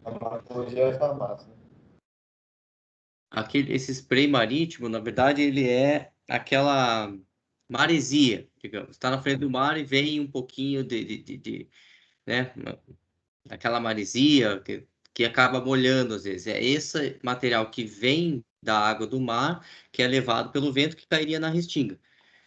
Seria uma forma de talvez contaminar a restinga. A gente está, né, fazendo avaliação, nós fizemos a coleta dessas plantas de algumas áreas de restinga e estamos avaliando se tem contaminação. A Rede Judocimar também fez algo parecido. Nós não temos ainda todos esses resultados, então eu não consigo te falar agora se contaminou ou não, mas o spray é isso, é o rejeito que estaria no mar, né, pela ação das ondas e tal, e o vento, ele seria levado para a restinga. Isso seria esse spray. E até existe o risco de contaminar. A gente não tem ainda o resultado, o que depende da quantidade desse material, né, do rejeito que seria levado para a restinga. Mas ainda estamos analisando. Perfeito, Leonardo. E a última pergunta que tem aqui é: vocês acham que a área de proibição de pesca deveria ser ampliada? Olha, a gente trabalha, além do diagnóstico que a gente, né, desenvolveu, que eu apresentei alguns resultados aqui, eu apresentei também resultados dessa avaliação da pesca que nós fizemos. Foi uma ampliação do nosso trabalho originalmente, que a gente fez quando o Dr. Paulo Trazzi ainda estava aí, né, em Linhares, ele que defendeu isso e lutou, que batalhou junto às empresas para fazer uma avaliação do pescado. E a gente ampliou o nosso diagnóstico e fizemos essa avaliação do pescado. Então, esse material, esse relatório também está disponível no site, a gente tem um parecer do pescado lá, e nele desses resultados que eu mostrei de lula, de camarão, de peixe que estão contaminados, nesse parecer a gente sugere a ampliação da área de proibição de pesca, porque nós coletamos peixes contaminados fora dessa área proibida, tá? Então, nesse parecer, a gente sugeriu a ampliação. Esse parecer a gente entregou para o MPF, ele foi levado para o juiz, né, que é o juiz de Linhares, onde está tramitando a ação da proibição da pesca liminar dele, né, o juiz é aí de Linhares que entrou com que julgou, né, que deu a liminar de proibição. Então, nesse processo, a gente sugeriu a ampliação, por causa desses pontos que estão mais contaminados. Dandara, Boa noite. Eu também queria fazer... Simone. Eu ainda tenho uma pergunta, eu ainda posso fazer? Pode, deixa só a Simone fazer a pergunta que ela estava guardando no chat. Simone, por favor. Ok. Vocês conseguem me ouvir? Sim. Vocês conseguem me ouvir que a internet está horrível? Eu vou fazer duas perguntas. Eu vi que eu entrei já tinha uma meia hora da reunião, que eu tive um contratempo, e eu estava ouvindo na sua explicação, você falando em relação às cheias, né? O período de cheia, né? Que a água fica mais turva, né? E possivelmente tem uma contaminação maior, né? E o período de seca é menor. Eu queria que você me explicasse a relação, por exemplo, quando chove muito aqui, a gente sabe que questão de acidez mesmo da água, ela fica mais básica do que ácida, né? Qual é a relação entre esses contaminantes que estão presentes na lama da Samar, quando você fala da cheia, sendo que, por exemplo, quando você faz uma análise de acidez, por exemplo, igual eu dei o exemplo, quando chove mais, a tendência é a água ficar mais básica. Mas aí você falou em relação à contaminação. Existe esse balanceamento em reagentes químicos, por exemplo, quando você falou, quando enche, fica mais contaminado a quantidade, mas a acidez a seco, a acidez aumenta. Qual é a relação entre a lama e essa mudança? Eu falo assim, Rio Doce. Vocês estão me ouvindo, gente? Nossa, a internet tá horrível. Cortou um pouco, mas eu consegui te ouvir sim. Você quer ver? Vou te dar só um exemplo. Quando essa lama chegou, porque a gente acompanhou junto com o pessoal da CMBio, vimos até no vídeo, eu e minha irmã, inclusive, a gente foi numa reunião lá em Regência, logo no iniciozinho, e pelas imagens do mapa, mostrava a pluma de rejeito entrando na boca de barra de Uruçuquara, entre Uruçuquara e Barra Seca, e entrando no Rio Ipiranga. E na época, a gente estava na beira do rio, eu lembro como se fosse hoje, e nós nos deparamos, foi dia 16 acho que de dezembro de 2015, que nós deparamos justamente que a água, no fundo, ela fervia. Tipo, a água ficou transparente, decantou, sabe, todo aquele material orgânico que sempre foi presente no Rio Ipiranga, né, que quem mora aqui sabe que o Rio Ipiranga, ele não é uma água clarinha, né? Ela não é água clarinha como hoje ele se encontra na sua maior parte.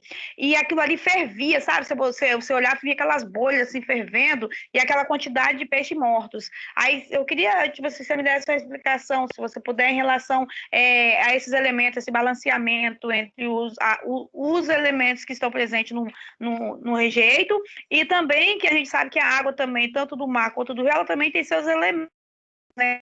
Se existe essa questão química, como que fica em relação à vida marinha e à vida também nos rios?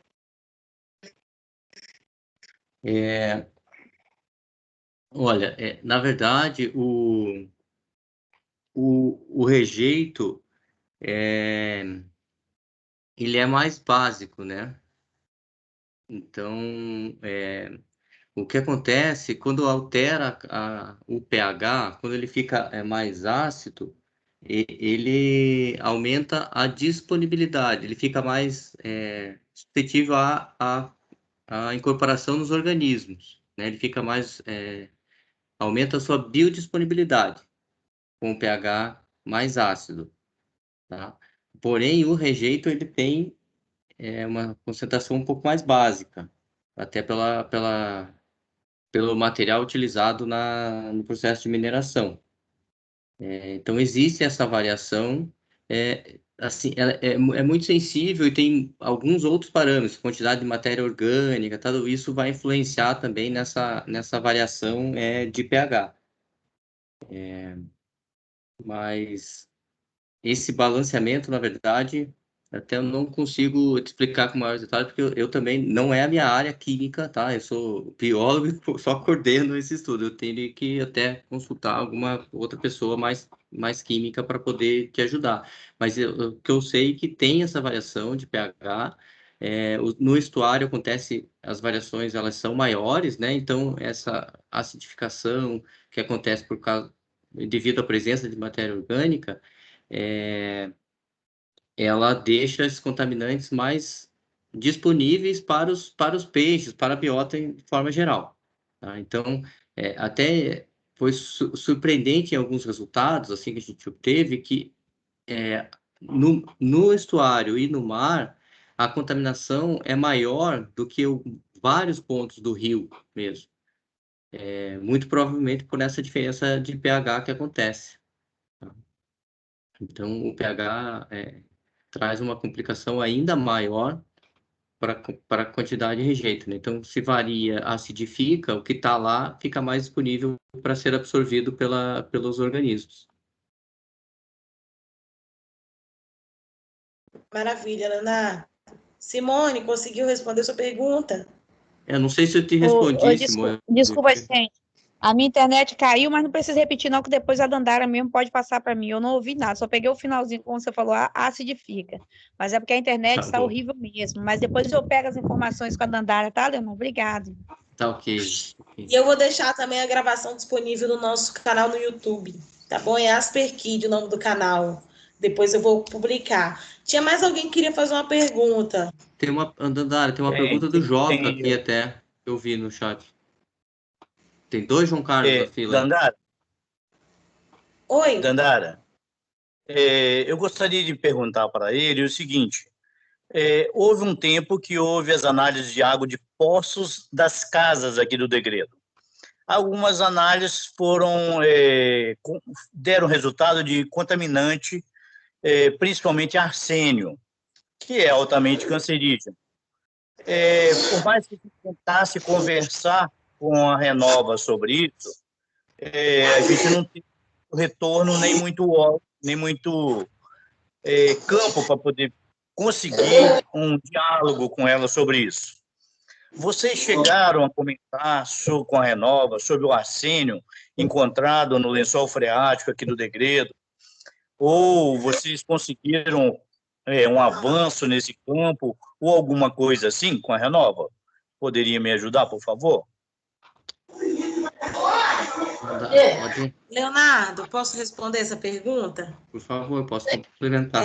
João, o monitoramento desses poços, ele se dá no programa chamado PMQH, que é um programa de monitoramento da água. Deixa eu ver quem está aqui, fora o mudo, para eu colocar aqui. Espera rapidinho.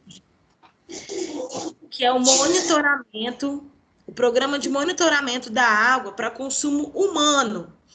Então, foram realizadas algumas coletas, né, nas casas, né, provenientes da água subterrânea, e a Fundação Renova emitiu os laudos, né, a empresa que faz esse trabalho para a Fundação Renova emitiu os laudos. Esses laudos, eles estão sendo apresentados agora em forma de boletim, e a equipe técnica da assessoria Asperkid também realizou análise de todos esses laudos, tá? E apresentamos para a Vigilância em Saúde do município de Linhares e para a Unidade de Saúde da Família. O que nós fizemos? Pegamos os laudos de todos os poços, um por um, são 24 poços, né, 24 pontos de monitoramento. Analisamos esses dados, fizemos toda a análise estatística para entender os metais que são encontrados dentro dessa água, dessas amostras, e também outros elementos potencialmente tóxicos. Fizemos uma análise, né, um documento técnico, levamos para a vigilância e para unidade de saúde da família, porque cabe ao poder público conversar com os comunitários sobre a qualidade da água deles. Então, o que a gente podia fazer, por exemplo, enquanto assessoria, era analisar esses dados e levar ao poder público para que tomasse as devidas providências. O que a gente vem conversando com a Renova no momento, para que se mantenha o monitoramento, para que a gente entenda melhor ainda, né? A gente não completou 18 meses de monitoramento, que é o mínimo, para que a gente entenda melhor ainda os impactos da lama na água subterrânea de Degredo. Inclusive, no dia 19, nós vamos apresentar uma nota técnica, né, que é um documento de análise técnica sobre isso, sobre a qualidade da água subterrânea, porque a gente sabe que existe, sim, uma predisposição da região a uma quantidade de arsênio, mas uma vez que o rompimento da barragem de Fundão pode ter sido responsável pelo incremento de partículas, né, pelo acréscimo de partículas de elementos químicos, incluindo o arsênio, este precisa ser responsabilizado e tomar medidas de reparação desses danos. O senhor conseguiu me entender? Entendi perfeitamente. Obrigado aí pelo seu esclarecimento, que eu não tinha até agora, né? Mas obrigado. Depois a gente volta a conversar mais. Obrigado. A gente pode conversar muito, inclusive estou à disposição, enquanto assessora técnica da comunidade. A gente tem um WhatsApp da assessoria, se tiver uma dúvida, pode mandar para a gente, pode nos procurar. Eu vou ter o maior prazer em conversar com o senhor. Ok, muito Dandara, obrigado. Só para complementar, Dandara, a sua colocação, que um estudo muito importante que a Fundação Renova tem que fazer, que ainda está desenvolvendo, que eles chamam de mancha de inundação, que é esse nosso resultado que a gente chama de APDL, que eu falei da cheia, que leva a rejeito. Esse é um resultado que a Fundação Renova precisa apresentar, está sendo elaborado, a gente está participando das discussões para que ela apresente o quanto antes isso, porque esse resultado dela vai embasar e vai ajudar nessa discussão toda que a Dandara falou que já iniciou, essa nossa técnica e tudo mais. Esse resultado da Fundação Renova, ele é fundamental para ajudar nessa discussão aí. Tá? Então, a gente tem, mas a Renova está fazendo dela e deve apresentar eu acho que não tenho a data agora, mas eles ainda estão desenvolvendo esse estudo. Alô? Vocês estão me ouvindo? Não? Sim. Aqui é Lúcio, da Comissão dos Atingidos da cidade de Governador Valadares. Olá, boa noite, seu Lúcio. Boa noite. Boa noite. Olha, eu vi a apresentação do relatório da Lactex, que eles apresentaram há algum tempo atrás, que falou das 900 toneladas de arsênio e 13 toneladas de mercúrio, e nós reproduzimos isso aqui quando fez 5 anos, aqui no culto ecumênico. Eu sou pastor da Igreja Metodista aqui, junto com a Igreja Católica. E agora nós temos dificuldade aqui, que infelizmente eu não sei se existe algum relatório. Nós sabemos que tem mais de 30 mil poços artesianos na cidade de Governador Valadares, mas nós não temos nenhum retorno da análise da qualidade da água. E a nossa Câmara Técnica até hoje não foi oficializada, não foi estabelecida, então nós estamos bastante prejudicados aqui na cidade de Governador Valadares. Temos 23 comissões, tem um grupo muito bem organizado, mas, infelizmente, os retornos que a gente tem aqui são muito ruins. Então, eu estou pedindo, na medida do possível, para que a Lactex, já passei meu telefone, passei meu e-mail, para ver se a Lactex pode mandar para nós o resultado dessas pesquisas e relatórios do trabalho que ela tem feito, que foi um dos melhores trabalhos que eu percebi até hoje realizado na nossa área, na região de toda a bacia do Rio Doce. Muito obrigado, seu Lúcio. Como é poço de abastecimento também, ele entra no mesmo programa que a Dandara falou, que é o PMQQH. A Fundação Renova faz o monitoramento e a gente acompanha junto à Câmara Técnica de Qualidade de Água. E eu posso orientar o senhor, a gente pode passar a informação. O nosso trabalho tem análise de alguns poços, mas são poços mais profundos, que para... Ele não tem esse viés para avaliar poço por poço, né? A gente faz a avaliação do aquífero, se o rejeito contaminou o aquífero. É uma avaliação diferente. Essa avaliação dos poços para abastecimento, ela é realizada pela Fundação Renova dentro desse programa que a Dandara falou. Ela falou desse parecer, essa nota técnica que ela fez, para a região do Degredo. Mas a Fundação Renova tem outras áreas que monitora também esses postos de abastecimento.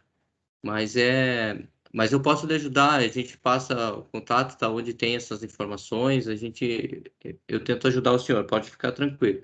E quanto aos nossos resultados, todos estão no site do Ministério Público, sabe?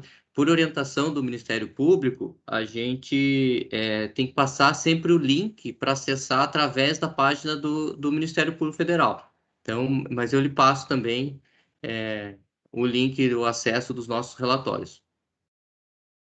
Ok, obrigado. O problema que nós temos aqui é que a Renova aqui está muito desacreditada na sociedade aqui de Valadares.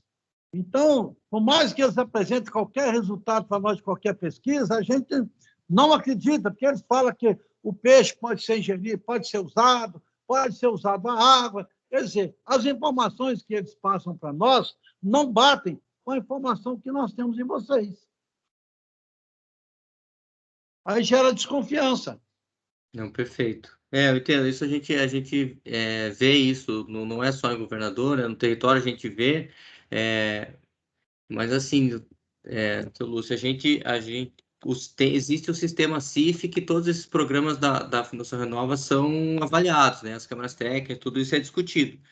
Então, a informação que sai da Câmara Técnica que tem que ser levada em consideração, não necessariamente as informações que saem direto da Fundação Renova. Então, mas essa problemática toda a gente vê não só em Valadares, mas em todo a bacia aí onde a gente acessa e tem trabalhado. Perfeito, Ok, muito obrigado. Obrigado, senhor, seu Lúcio. Obrigado pela pergunta. Pela contribuição. Dandara, tinha uma pergunta do Joca. Cadê a pergunta dele? Está no chat? Tá. Deixa eu procurar. Peraí. É sobre Isso, Simoni, quer falar?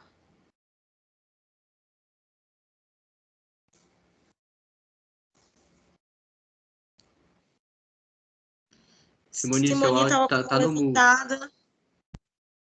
Boa noite a todos. Né? Eu quero já agradecer aqui o Leonardo e a LACTEC por estar sempre aí disposto a dar ao auxílio às comunidades. E quero aproveitar aqui a presença do Lúcio, que é de Governador Valadares, e algumas pessoas de Goiabal, né? A Maria Célia, que é uma companheira já de alguns anos de luta nesse sistema de governança, que é bastante complexo. Né, Zé Lúcio, e reforçar aí com vocês a importância do assessoramento técnico, da assessoria técnica, que é um direito garantido dos atingidos, da organização de vocês para estar pleiteando uma assessoria técnica para ter relatos, né, e notas técnicas dos territórios, né, sempre ter esse assessoramento técnico é bastante importante, tá? Então, eu queria só fazer essa fala de reforço aí para as comunidades ao longo da bacia, né, e para ter essa conexão de atingido e assessoria técnica, junto aí também aos EPs do Ministério Público, né, que acabam não tendo braços, imagina, para fazer essa quantidade de relatórios de nota técnica. A gente sabe como é complexo e difícil, o sistema tem cada vez apertando, né? Enfim, a gente tem passado por momentos bastante conflitantes com tudo que foi posto lá atrás. Então, é uma luta por dia, né? Para não esmorecer, seu Lúcio. Aí vocês têm a Caritas, né? E Valadares. Eu vi que o Xavier também entrou. O Xavier é da Caritas e Valadares. Que vocês se unam com a Caritas aí, em breve, mais assessorias técnicas participando desse processo, que é um direito do atingido, tá? Então, a minha fala que eu queria deixar aí para os colegas da bacia e de muitos que me conhecem já ao longo aí desses 4 anos, pelo menos meu, de sistema de governança. Tá? Leonardo, uma boa noite. Quero agradecer, acho que a Dandara vai fazer uma fala de encerramento também pelo adiantar do horário, né? Hoje foram reuniões bastante paralelas, teve aqui com vocês e teve também do sistema CIF, né? E a gente percebeu que as coisas realmente estão bastante confusas e precisam realmente de organização por parte dos atingidos, né? E com certeza, sem dúvida alguma, do assessoramento técnico, tá bom? Era isso a minha fala que eu queria deixar aqui para vocês. Obrigada. Obrigado, Simone. A gente pode ter certeza que a gente está tentando o máximo dentro do que a gente consegue. De fato, não é simples, né, trabalhar com todos esses resultados extremamente técnicos. A gente confesso aqui que a gente tem uma dificuldade, às vezes, de passar de uma forma mais simples, né, que todos tenham acesso, porque são resultados bem técnicos mesmo, mas a gente tem feito aí o máximo para tentar contribuir com todo o processo, né? Eu queria também só agradecer também o próprio Ministério Público, né, que a gente tem trabalhado, essa luta da assessoria técnica é constante pelo Ministério Público, né? Tentou-se lá com o TACGov, o Fundo Brasil está aí, pode falar com mais propriedade do que eu, mas assim, a gente tem visto que o Ministério Público tem tentado essa implementação das assessorias técnicas. Todo mundo sabe que é fundamental, né, de fato, a assessoria técnica para todos os territórios, né? E também agradecer por eles deixarem, né, permitirem que a gente possa mostrar os nossos resultados para vocês, que é uma luta árdua, nossa também. A gente não está aí, a gente pode parecer uma situação mais confortável, né, que a gente está distante, né, o Lactec fica em Curitiba, né, bem distante daí, a gente não está no território, mas pode ter certeza que a gente compartilha da angústia e do sofrimento de vocês, porque a gente vê e que tenta passar da melhor forma possível, que vocês tenham acesso, que consigam ter resultado na luta diária de vocês. Então, a gente sempre está à disposição. Às vezes não respondo algumas mensagens, o povo me cobra, né, Dandara? Mas eu, dentro do possível, eu tento contribuir aí, mas que às vezes são muitas reuniões enfim, mas a gente tenta fazer o que é possível. Tá? Eu que agradeço aí o espaço e também sigo à disposição. Eu queria falar com a Dandara que eu participo aqui da Caritas já como voluntário, eu mais a minha esposa, e eu atuei na região da Amazônia durante 7 anos, sou militante há muitos anos do Greenpeace, além de sócio contribuinte e militante, inclusive quando tem uma ação assim mais radical, eu sou chamado e participo efetivamente, né, desse trabalho. Mas aqui a coisa está muito amarrada, está muito devagar. Eu sei que o Ministério Público tem feito excelente trabalho, mas, infelizmente, lá o juiz da 12ª Vara parece que não tem uma posição que favorece os movimentos sociais, as lutas dos atingidos, e nós ficamos aqui nessa... É uma das regiões que nós estamos assim, agora com a pandemia, aí que piorou a dificuldade de reunir com a companheirada para continuar a luta. Mas estamos aí presentes, batalhando. Atuei ao lado da irmã Dorothy durante 7 anos no Amazonas, e sou um dos poucos pastores evangélicos que participam de cerimônias ecumênicas, porque eu tenho uma outra formação, graças a Deus. Obrigada, seu Lúcio, pela contribuição. Leonardo, só para a gente não deixar a Joca no vácuo também. Por favor, senão o Joca Você falou sobre, né, Joca, que dá tanta força para a gente aí, e é companheiro nosso nesse movimento, né, nesse processo de reparação. Ele perguntou, né, ampliar a área para quanto? Não é isso que ele perguntou aí no chat? Isso, exato. Obrigado, Joca, pela pergunta. Saudades, faz tempo que nos encontramos, né, aí nas reuniões. De fato, o Joca é servidor público, é atingido e tem contribuído, né, desde o início, desde o desastre, está aí tentando ajudar. Joca, nessa nossa avaliação da pesca, a gente, né, foi contratado para fazer a avaliação da área de proibição e colocamos alguns pontos fora dela. mas você sabe bem como funciona o processo, né, e as negociações, então a gente fez um número reduzido de pontos, e para nossa talvez surpresa, todos os pontos foram contaminados. Então, hoje, eu não saberia te responder para onde, até onde deveríamos ampliar, porque todos os pontos que nós fizemos, seja dentro da área de proibição ou fora dela, apresentaram níveis altos de contaminação, né? Esses resultados, eles talvez tenham que ser discutidos em conjunto com os resultados da rede Rio Docimar. A gente tem um contato bem próximo com o professor Adalto, né? O Bianchini, que é responsável por essas avaliações também pela rede Rio Docimar.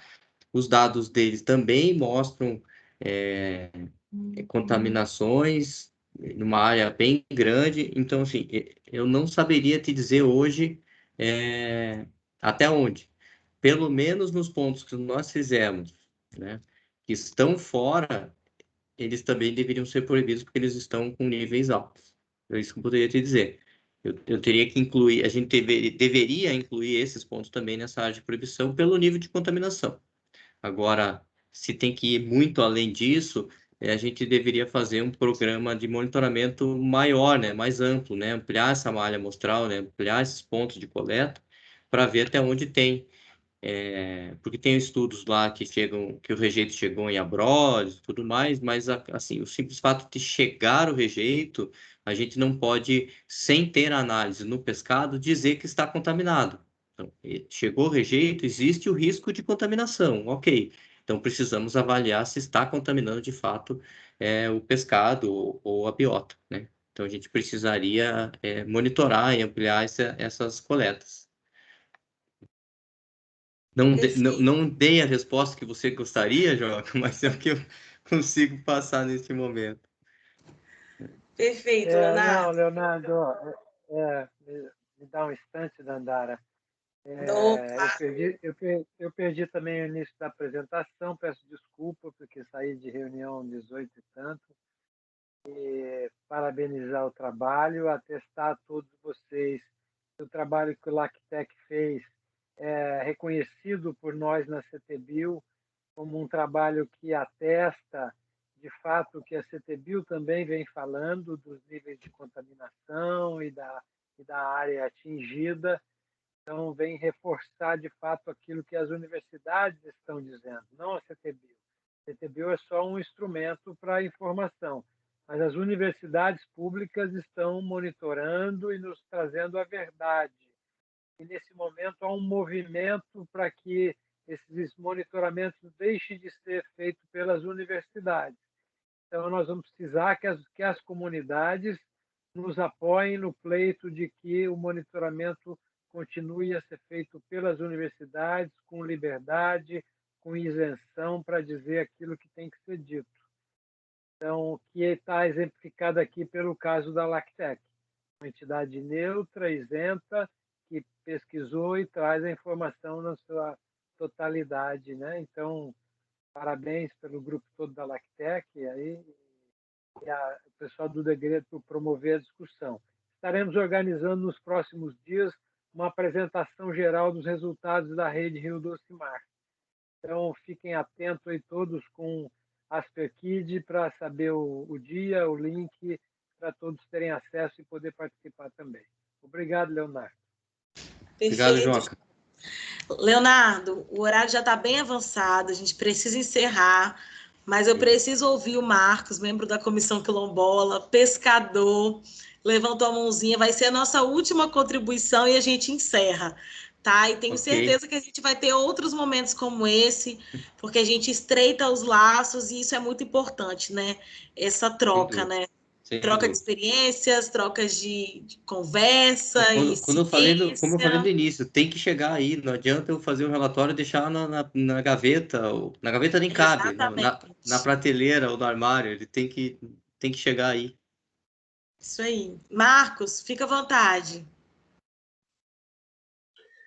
Boa noite, pessoal. Queria primeiro parabenizar o Leonardo aí, conhecido aí das reuniões, né? Há um tempinho que a gente não se vê, mas ainda lembro bem ainda. Infelizmente, né? Tá difícil. Exato. Então, eu vi aqui eu cheguei meio atrasado, que eu estava em outros compromissos, mas eu vi você falando que os camarões, mostrou ali camarões e outros peixes lá, alguma coisa, 3 tipos de animais que você mostrou, e o camarão mostrou muito alto.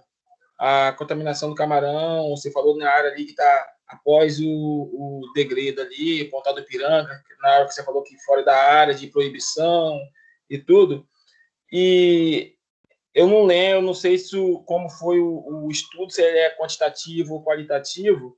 A minha pergunta é a seguinte: a relação que mostrou os camarões com alto índice de contaminação, assim, não sei se é quantidade ou qualidade, está dizendo em alguma determinada época do ano, ou isso foi assim o ano todo? Se foi o ano todo, ou se foi só, digamos, na parte do verão, onde o mar fica mais calmo e normalmente a quantidade de sedimento, a contaminação de forma sedimentada, ela é maior do que a quantidade na lâmina d'água ali como metal dissolvido. Essa era a minha pergunta. Não sei se deu para entender bem. Entendi, sim. Entendi perfeitamente. Marcos, a gente coletou os que eu mostrei ali, que eu falei, foi lula, camarão e peixe, tá? Esses 3 organismos estavam contaminados, nós tivemos 2 coletas nessa avaliação da pesca, tá? Foi no período de seca e no período de chuva. No período de chuva é maior do que no período de seca, mas na seca também tem níveis altos de contaminação. Então, foram nas 2 coletas que nós fizemos, nos 2 períodos, mas na cheia, período de cheia, né, de chuva, ele é maior, tá? Exato, é o que eu já imaginava, porque normalmente o camarão vive enterrado na lama, né? E é na época da chuva, tá um tempo que o mar está mais calmo, normalmente o índice de contaminação ali está maior na parte que está de sedimento ali, como lama ali mesmo. Obrigado aí. Esses organismos que vivem no fundo, seja por exemplo, no rio lá, os cascudos, tal, e o camarão, eles estão mais expostos, né? Porque eles estão em contato direto com o sedimento. Então, infelizmente, contamina mais. Eu quero agradecer, né, a todos, né, que participaram aí desse momento, a sua apresentação, agradecer a todos mesmo aí, não vou citar nome porque fica ruim, né? Pode esquecer de alguém. Então, melhor agradecer a todos mesmo aí pelo empenho de ter participado. Muito obrigado e uma boa noite a todos aí. Um abraço também. De longe. Obrigado, Marcos. Vou aproveitar então, vou encerrar esse momento. Teremos outros para trazer mais resultados aí para a nossa região, para de Degredo, onde a gente consiga discutir com maior disponibilidade de tempo esses resultados. Quero agradecer novamente ao LACTEC, quero agradecer a todas as 57 pessoas que estão assistindo a gente. Muito obrigada, Fundo Brasil de Direitos Humanos, Fundação Cultural Palmares, as câmaras técnicas do Sistema CIF, colegas de trabalho, muito obrigada por todo o apoio. Eu vi meus colegas aí respondendo as mensagens, o outro vai aceitando as pessoas no lobby. Assim, trabalho em equipe, interdisciplinaridade. A nossa equipe é uma equipe multidisciplinar, temos profissionais das mais diversas áreas. A Paty, que falou agora que ela é doutora em arqueologia, antropóloga, também maravilhosa, que faz parte da nossa equipe, Simoni, os demais presentes, membros da Comissão Quilombola, comunidade do Degredo. É um privilégio trabalhar nessa comunidade, só tenho a agradecer. Muito obrigada, Leonardo. Muito obrigada mesmo. Eu que agradeço. Apesar da correria, deu certo. Isso, Eu que agradeço, sabe? Eu queria agradecer a todos, né? O espaço aí da Andara, que organizou. Agradecer aos membros da nossa equipe aqui do LACTEC. Temos algumas pessoas aqui participando, me ajudaram também com algumas respostas aqui no chat, mandando o link, né? Estão até essa hora trabalhando aqui com a gente, né? E agradecer a eles pela dedicação também, né? Que tem tido aí ao longo desses 5 anos quase de trabalho.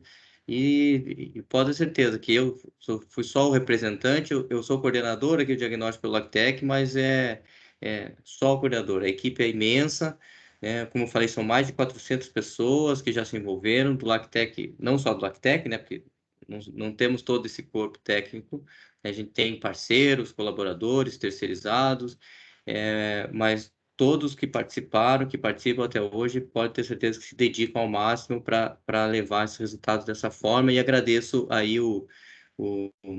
a menção de todos, né, pelo trabalho que a gente vem desenvolvendo, é gratificante, tá? E sigo à disposição. Muito obrigado aí a todos pelas contribuições, perguntas e o espaço. Muito obrigada, pessoal. Comunidade de Degredo, continuamos aí nesse movimento de luta, resistência, em busca da reparação integral desses danos, tá, que foram causados. No que depender de mim, só temos a contribuir. Muito obrigada, gente. Boa noite. Obrigado, tchau, gente. Tchau para vocês. Bom descanso. Obrigado a todos. Boa noite. Boa noite. Obrigado. Boa noite. Boa noite. Obrigado. Boa noite, Boa pessoal. noite.